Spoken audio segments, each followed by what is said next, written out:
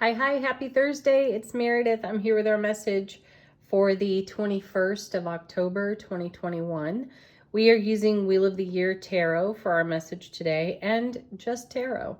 I did not feel called to shuffle out any of our typical oracle decks. So we're going right to the tarot message, checking in with the energy atmosphere and how we are navigating our own sphere of influence. And thank you very much to those of you who sent me emails or made a comment on the channel about the fact that we had 3 6s yesterday. It wasn't until I uploaded the video that I had the heel of my hand to forehead moment of, oh goodness, I needed to read that meaning. So here's the meaning of 666 according to the Angel Numbers book. It is time to focus on spirit to balance and heal your life. Tell heaven about any fears you have concerning material supply. Be open to receiving help and love from both humans and the angels. Very nice. All right, let's get into our cards. What's going on out there? How are you enjoying the Aries full moon? It motivated me. And that's something that I love so much about Aries energy. It's truly direct. It lights a fire under your butt and gets you going in the right direction. So the power of the moon going so brilliantly full enlightened me, inspired me even. How about you? Our first card, King of Swords. I can't help but think about it when I see him in this deck. He just looks so grumpy. He needs some oatmeal. He looks constipated. But we know he's got everlasting strength and brilliant clarity. He's holding the Ace of Swords. His presence indicates we've got a decision or a choice to make, and it's a decision or a choice that has to benefit the whole, the many, rather than just one. This is why the King and the Queen of Swords get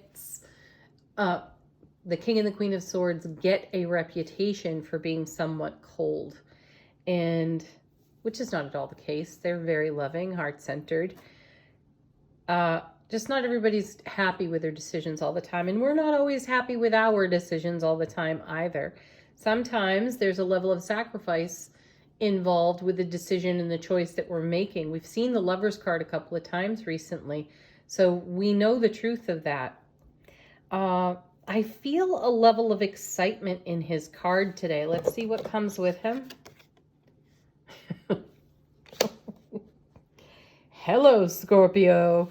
There's the Death card. And what a mighty scythe right there, hey? It's amazing. Transformation.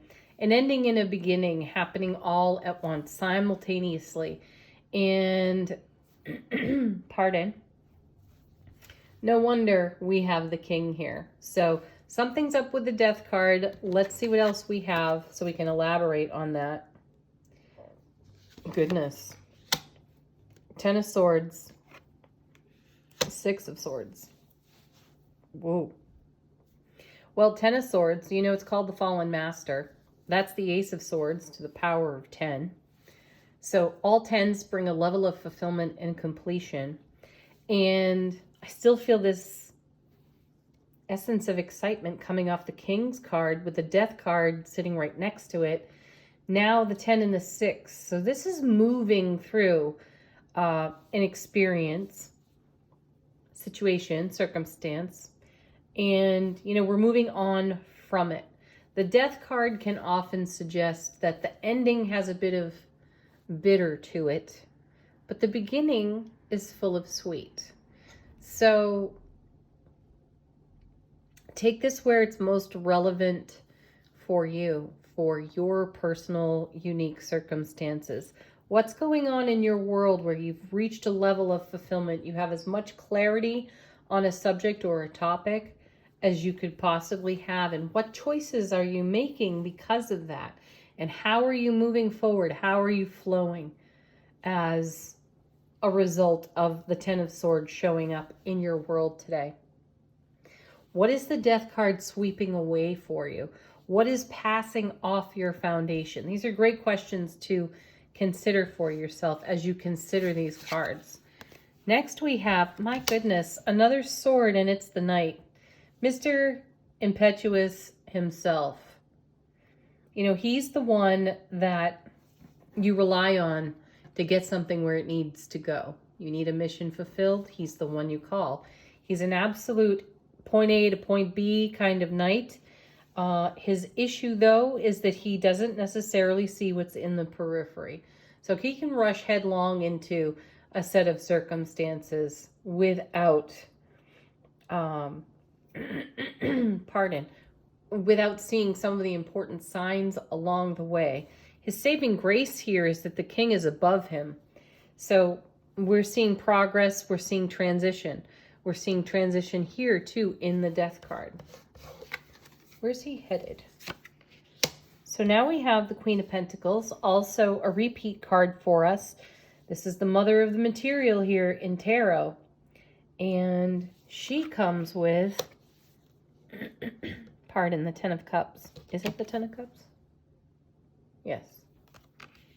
Ten of Cups. We saw her earlier this week when we did Sawyer's Path Tarot, and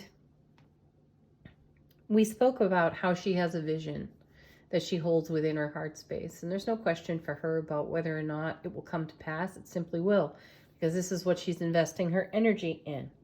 She has all the material and the resource to go forward. We do too. And we've got experience as well here with our 10 swords. So now we're in the flow, in the momentum, we're traveling, and we're traveling swiftly here with our beautiful Knight of Swords. And we're moving swiftly toward the vision that we've held within our own hearts, and that's connected to our Ten of Cups, which we saw over and over all through the summer months. This card showed up about as prolifically as the Two of Cups shows up for us. So this is where we're headed. This is the fulfillment that's happening. This is why the king can look so severe at times, the King of Swords, because he's as dedicated as she is to the fulfillment of this Ten of Cups, Ace of Cups, to the power of 10, overflowing love, bliss, joy, and happiness in our worlds. Though it takes a measure of bravery to bring that into being, and courage, right? And strength and fortitude and all of that. And sometimes making choices that are hard to make in the moment. So, pardon, what I'm seeing here is hold on to the vision. There will be highs, there will be lows. And with all these planets coming direct again, there's a fresh flow within the energy atmosphere for us to tap into. We're not dealing with retrogrades. We're not dealing with so much resistance. So we're going to swiftly keep going toward the fulfillment of our Ten of Cups and the maintenance of our Ten of Cups as well. So keep the vision alive and do what needs doing, Death card, to bring this into being. And that's going to require your mastery. And it's going to require you to upgrade energies, which is what that Six of Swords is about too. You know, you move on from somewhat unfavorable or uncomfortable circumstances to much more favorable circumstances. And that's what the 10 has to offer us. Next we have, well, would you look at that? Oh my goodness. There's the High Priestess. Holy moly. With the Death card. I just mentioned this the other day in one of our readings. How we'd seen the Death card and the High Priestess come together so often this year. So here she is. Here's the vision. Here's our inner oracle, our inner wisdom speaking. And she's the vision for what's in the periphery as well, which brings another measure of saving grace to our Knight of Swords. So while he's mission driven, very focused, he's not going to miss a sign. We're not going to miss a sign while we are moving swiftly through this energy atmosphere and sphere of influence, while we're in this momentum, bringing our mastery into our sphere of influence for our Ten of Cups, for our vision. Because with the Death card there and the High Priestess, she's going to show us everything we need to see by engaging our intuitive gifts. And the Death card is going to wipe right off our foundation anything that does not serve the higher purpose of our self-mastery and our fulfillment on our 10 of Cups.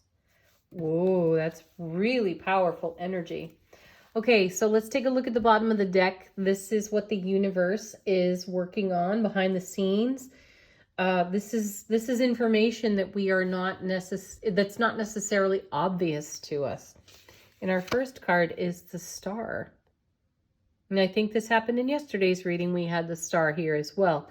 So the universe is still saying, I've got your back. I know your vision. I've got your manifestations. You might have some things to work on, overcome here with all these swords. And remember that the Suit of Swords is about our thoughts and our words.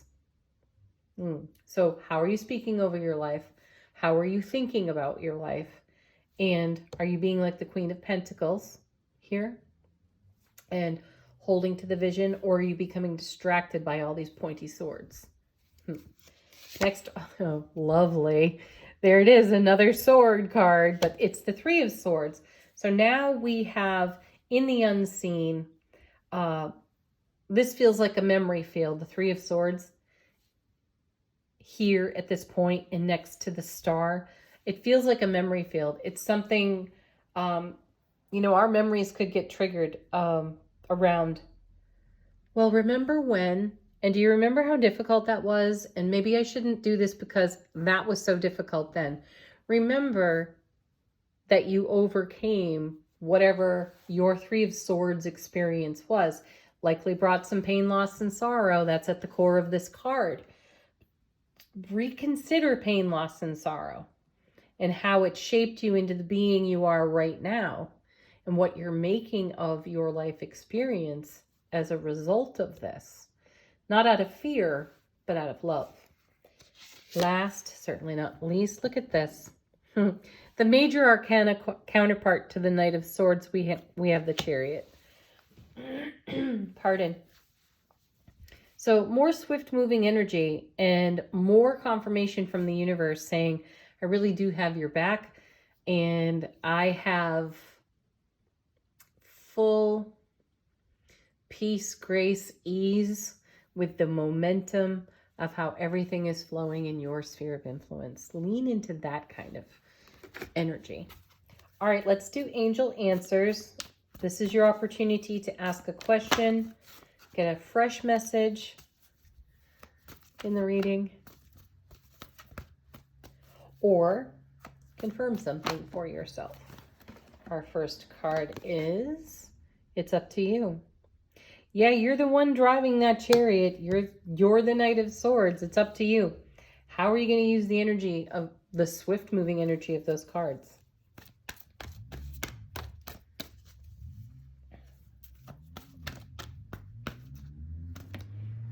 Oh, of course you are. Born that way. You're ready. That means trust yourself.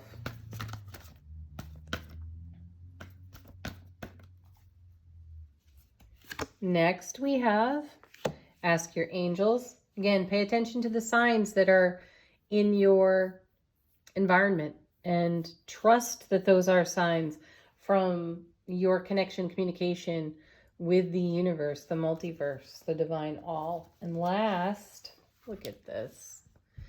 You ready for this one? Yeah, you're ready for this one. Big happy changes. Beautiful. And you know it's your happy that makes the big change. You can't ignore that message. All right, everybody. Have a beautiful, beautiful Thursday. Thank you for being here with me. Peace, love, joy, happiness to each and every one of you. Namaste.